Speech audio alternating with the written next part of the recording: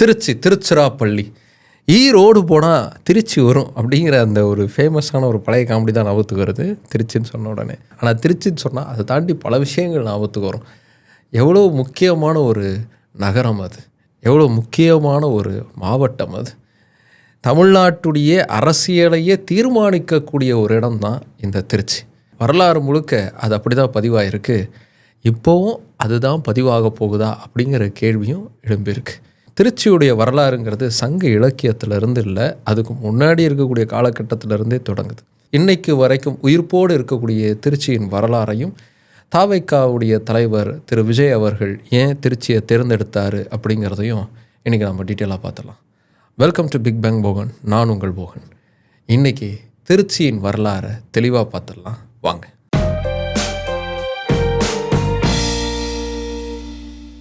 தமிழ்நாட்டில் இருக்கக்கூடிய மிக முக்கியமான மாவட்டங்களில் ஒன்று திருச்சி. அந்த திருச்சி மாவட்டத்துடைய தலைநகரம் திருச்சி. நாம் இன்றைக்கி திருச்சி தலைநகரத்தை பற்றியும் அதே மாதிரி அதை சுற்றி இருக்கக்கூடிய ஒரு சில இடங்களை பற்றியும் தான் டீட்டெயிலாக நம்ம பார்க்க போகிறோம். இந்த திருச்சி அப்படிங்கிறது ரொம்ப பழமையான தொன்மையான வரலாறை கொண்ட ஒரு இடம். தமிழ்நாட்டிற்கான பல முக்கியமான ஆளுமைகள் இந்த திருச்சியிலிருந்து தான் கிடச்சிருக்காங்க. ஏன் தமிழ் மொழிக்கான மிக முக்கியமான மாற்றம் கூட இந்த திருச்சியிலிருந்து தான் கிடச்சிருக்கு. அது என்ன முக்கியமான மாற்றம்? வீரமாமுனிவரை பற்றி நீங்கள் ஸ்கூலில் படிச்சிருப்பீங்க. தேம்பாவணி எழுதினவர் அவர் தான் அப்படின்லாம் படிச்சிருப்பீங்க. இவர் ஒரு இத்தாலி நாட்டுக்காரர்.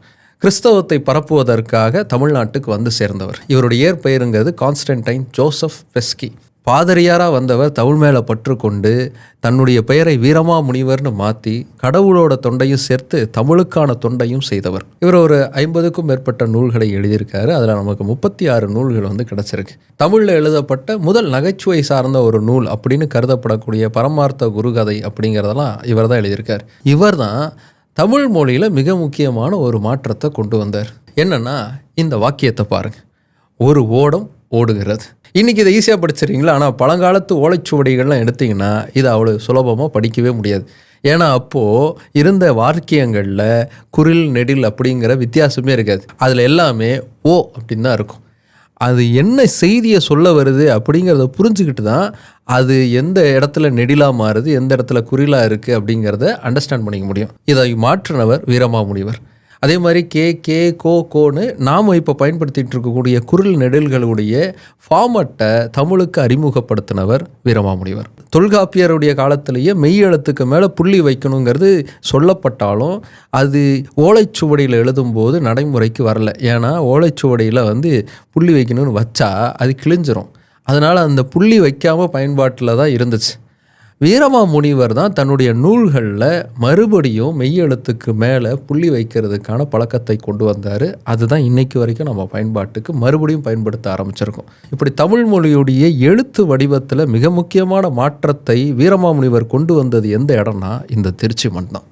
இப்படி வீரமாமுனிவர் மட்டுமா, கரிகால சோழனை தொட்டு எத்தனை ஆளுமைகள் திருச்சியிலிருந்து வந்திருக்காங்க. கியாபே விஸ்வநாதம், நடிகவேள் எம்.ஆர். ராதா, டாக்டர் டி.எஸ்.எஸ். ராஜன், தமிழுக்காக சிறப்பான பணியை ஆற்றிய வாவேசு அவர்கள், எம்.கே.டி. பாகவதர், கவிஞர் திருலோக சீதாராம், கவிஞர் வாலி, எழுத்தாளர் சுஜாதா, ஏன் இப்போ இருக்கக்கூடிய நடிகர் சிவகார்த்திகேயன் வரைக்கும் எத்தனையோ பேர் திருச்சியிலிருந்து கிளம்பி பெரும் சாதனைகளையும் பெரும் புகழையும் அடைஞ்சிட்டு தான் இருக்காங்க.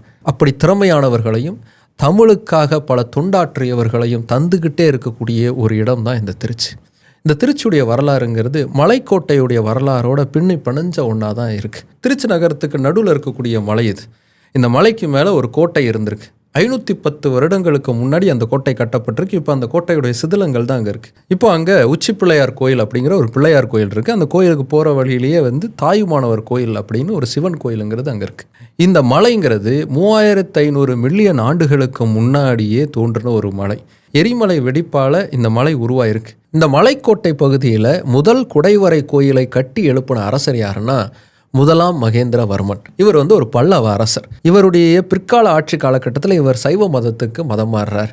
அதுக்கு முன்னாடி இவர் சமண மதத்தை ஏற்ற ஒரு அரசராக இருந்தார். அப்படி ஏற்ற அந்த சமண மதம் தான் திருச்சிராப்பள்ளி அப்படிங்கிற பெயர் வர்றதுக்கே காரணமாக அமைஞ்சது. சமணத்துறவிகள் இந்த மலைப்பகுதியில் வாழ்வதற்கு ஏற்ற மாதிரி கற்படுக்கைகள்லாம் வெட்டப்பட்டிருக்கு. அந்த கற்படுக்கைகளை அடிப்படையாக வச்சு தான் திருச்சிராப்பள்ளி அப்படிங்கிற பேருங்கிறது இதுக்கு வந்திருக்கு. அப்படி சமணத்துறவிகள் வாழ்ந்த இந்த பகுதியில் சிரா அப்படிங்கிற ஒரு சமண துறவி இருந்திருக்கார். அவர் தங்கியிருந்தது தான் சிராப்பள்ளி அப்படிங்கிற இடமா இருந்திருக்கு. அதனால தான் இந்த பகுதிக்கு சிராப்பள்ளிங்கிற பேரும் இருந்திருக்கு.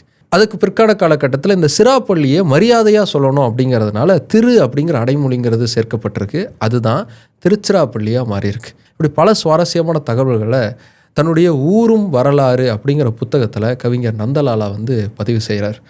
30 வாரங்களுக்கு விகடனில் தொடராக வெளிவந்த பல கட்டுரைகளை உள்ளடக்கிய ஒரு தொகுப்பு தான் இந்த புத்தகம். திருச்சி வரலாறை பற்றி தெரிஞ்சுக்கிறதுக்கான மிக முக்கியமான ஒரு புத்தகம் அது.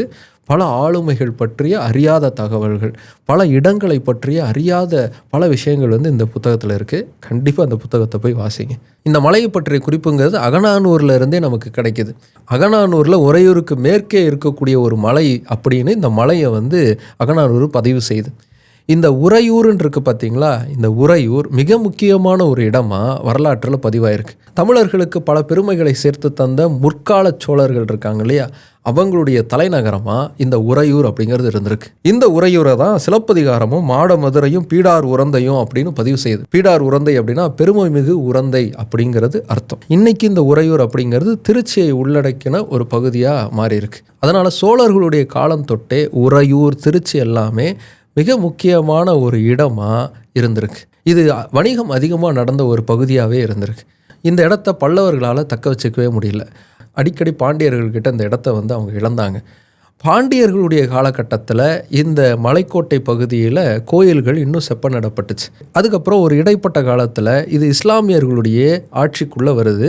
இஸ்லாமியர்களுடைய ஆட்சியை வீழ்த்தி இந்த பகுதியை தங்களுடைய கட்டுப்பாட்டுக்குள்ளே கொண்டு வரதுக்காக விஜயநகர பேரரசு முயற்சி பண்ணாங்க. அதில் விஜயநகர பேரரசு வெற்றியும் பெற்றாங்க. அவங்களுடைய கவர்னர்களாக இங்கே நாயக்கர்கள் இருந்தாங்க.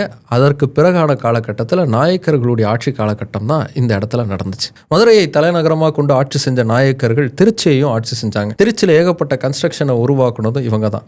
நம்ம மலைக்கோட்டைன்னு சொல்கிறோம் இல்லையா, இந்த மலைக்கோட்டைன்னு சொல்கிறோம் இல்லையா, அந்த மலைக்கோட்டை கூட நாயக்கர்களுடைய ஆட்சி காலகட்டத்தில் தான் கட்டி எழுப்பப்பட்டிருக்கு. இது 2 கோட்டைகளாக இருந்திருக்கு. வெளிப்புறத்தில் ஒரு கோட்டையாகவும் உட்புறத்தில் ஒரு கோட்டையாகவும் இருந்திருக்கு. இந்த 2 கோட்டைகளுக்கு நடுவில் 25 அடி அகலம் கொண்ட பாதையும் இருந்திருக்கு.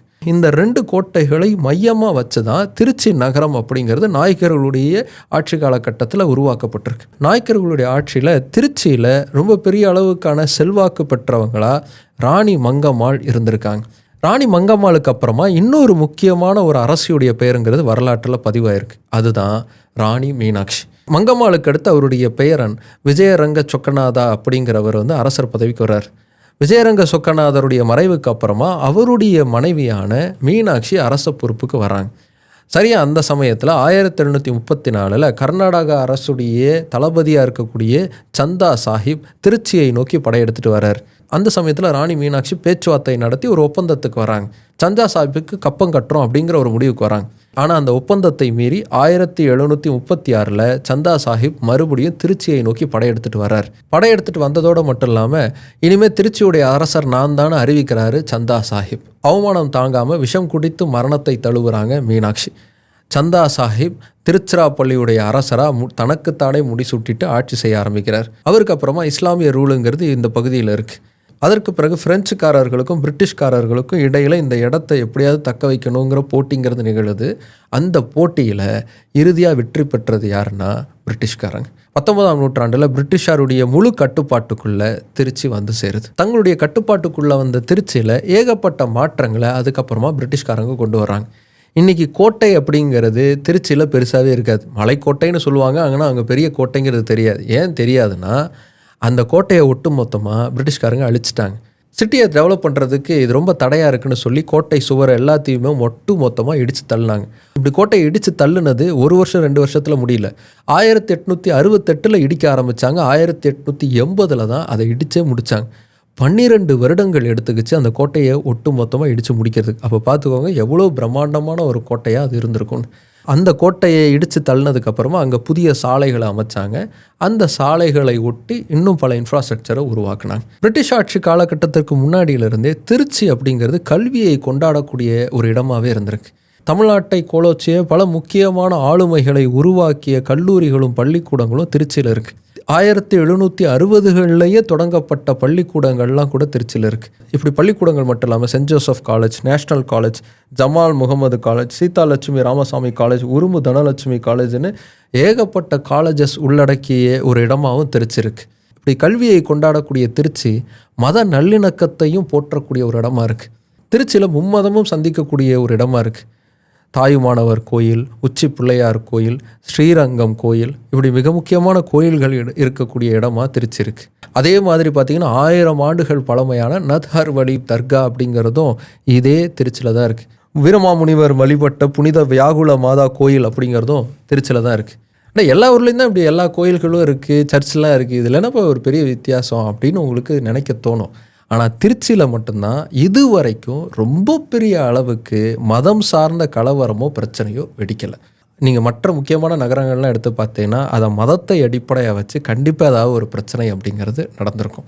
திருச்சி அதுக்கு ஒரு விதிவிலக்கா, ஒரு உதாரணமாக இன்னைக்கு வரைக்கும் இருக்குது. இனிமேலும் அது இருக்கணும். இப்படி அமைதிக்கான ஒரு நிலமாக இருக்கிறதுனால தான் சங்ககாலம் தொட்டு இன்னைக்கு வரைக்கும் திருச்சி தொடர்ந்து பயணிச்சுக்கிட்டே இருக்கக்கூடிய ஒரு நகரமாக இருக்குது.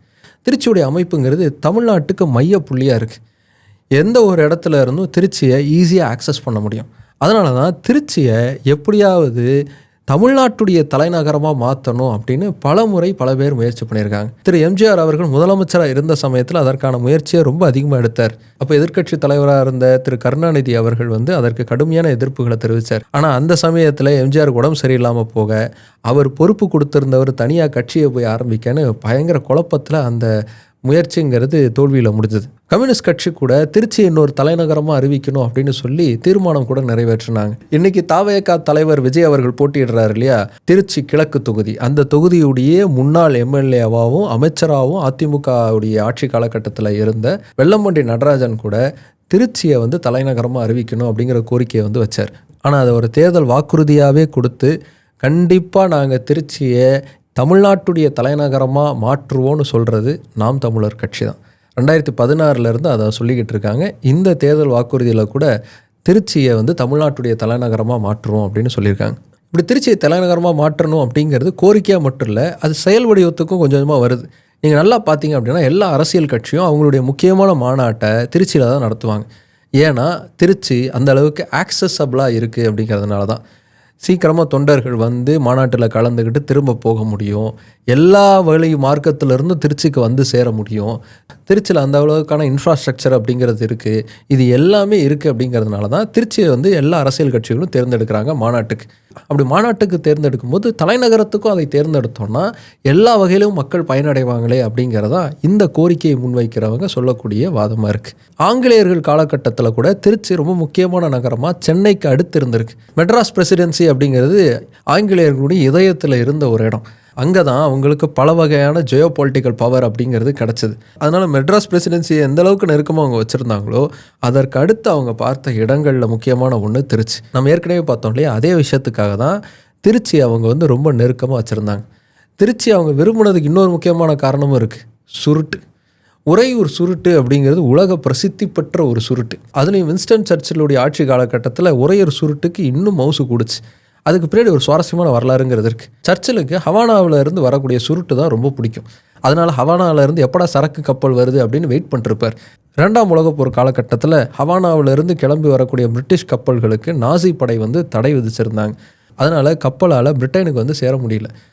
இது சுருட்டு தட்டுப்பாட்டை உருவாக்குச்சு. குறிப்பாக சர்ச்சிலுக்கு சுருட்டு கிடைக்காம போயிடும் அப்படிங்கிற டென்ஷனை உருவாக்குச்சு. அப்போ தான் சென்னை மாகாண கவர்னருக்கு ஒரு ஐடியா தோணுச்சு, உறையூர்லேயும் சுருட்டு தயாரிக்கிறாங்களே, ஏன் அதை நம்ம அனுப்பக்கூடாது அப்படின்னு யோசிச்சார். இதுக்காக சிசிஏ அப்படிங்கிற ஒரு பதவியை அவர் உருவாக்குறார். அது என்ன சிசிஏ?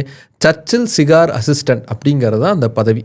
இந்த சிசிஏ பதவிக்கு வர்றவருடைய வேலை என்னென்னா, உறையூரில் இருக்கக்கூடிய சுருட்டை எப்படியாவது எடுத்துக்கிட்டு பிரிட்டனில் இருக்கக்கூடிய சர்ச்சிலுடைய வீட்டுக்கு கொண்டு போய் சேர்க்கணும். இந்த பதவியில் இருக்கிறவர் ஒரு செல்ல பேர் இருந்துச்சு, அது என்னென்னா சிகார் டெஸ்டர். இப்படி உறையூரில் இருந்து சுருட்டை சர்ச்சிலுக்கு கொண்டு போய் சேர்த்தாங்க. சர்ச்சிலுக்கு உறையூர் சுருட்டு பிடிச்சி போச்சு. என்னையா இது சூப்பராக இருக்குது, ஹவானா கிடக்குது, அவன் கிடக்கிறான் அப்படிங்கிற ரேஞ்சுக்கு ஹவானாவை தூக்கி போட்டு அதிகமாக உறையூர் சுருட்டை பிடிக்க ஆரம்பித்தார். சர்ச்சிலே பிடிக்கிற சுருட்டுன்னா அப்படி என்ன சுருட்டுறாது அப்படின்னு நானும் டேஸ்ட் பண்ணி பார்க்குறேன்னு எல்லோரும் அது தேடி பிடிக்க ஆரம்பித்தாங்க. இங்கிலாந்து முழுக்க உறையூர் சுருட்டுக்கு கிராக்கி உருவாக ஆரம்பிச்சது. திருச்சினோபொலி சிகார்ஸ் அப்படிங்கிறது பயங்கர வேல்யூவான ஒன்றா உருவாச்சு. இன்றைக்கி திருச்சியை சுற்றி சுருட்டுகள் தயாரிக்கப்படுது. Churchill special brand, black tiger, mini corona, London calling, club சிகார்னு பல வெரைட்டி பிராண்ட்ஸில் இன்றைக்கி சிகார் தயாரிக்கிறாங்க. அது விற்பனைக்கு வருது. இப்படி சுருட்டு மூலமாக கூட புகழை சுருட்டின ஒரு இடம் தான் திருச்சி.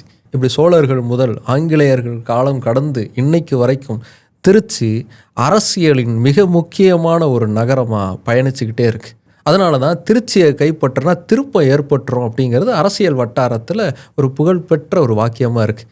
அதை அடிப்படையாக வச்சு தான் தவிக தலைவர் விஜய் திருச்சியை குறி வச்சிருப்பாரு அப்படின்னு சொல்கிறாங்க. திருச்சி கிழக்கு பகுதியில் தவிகவுடைய தலைவர் திரு விஜய் அவர்கள் போட்டியிடுறார். இந்த தொகுதியுடைய சிறப்பெண், இந்த தொகுதியில் எஸ்ஐஆருக்கு அப்புறமா 2 லட்சத்தி சொச்ச வாக்காளர்கள் இருக்காங்க. இது ரொம்ப ஒரு சின்ன தொகுதி.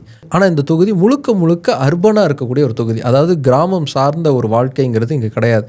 அதிகமாக படித்த நபர்கள் இங்கே இருக்காங்க, படிச்சுக்கிட்டு இருக்கக்கூடிய நபர்களும் இங்கே இருக்காங்க. இந்த இடத்த தான் திரு விஜய் அவர்கள் தேர்ந்தெடுத்திருக்கார். திருச்சியில் ஜெயிச்சிட்டோம் அப்படின்னா அது தமிழ்நாடு முழுக்க எதிரொலிக்கும். அது பெரிய அளவுக்கான ஒரு உத்வேகத்தையும் உற்சாகத்தையும் தவிக தொண்டர்கள் மத்தியில் உருவாக்கும் அப்படிங்கிறது ஒரு கணக்கு. இது ஒரு காரணம்னா, இன்னொன்று புள்ளி விவரம் சார்ந்த கணக்கு. இந்த தொகுதியில் அதிகமாக மைனாரிட்டிஸுடைய ஓட்டு அப்படிங்கிறது இருக்குது. குறிப்பாக இஸ்லாமியர்களும் கிறிஸ்தவர்களும் இங்கே கொஞ்சம் அதிக வாக்கு வங்கியை வச்சுருக்காங்க.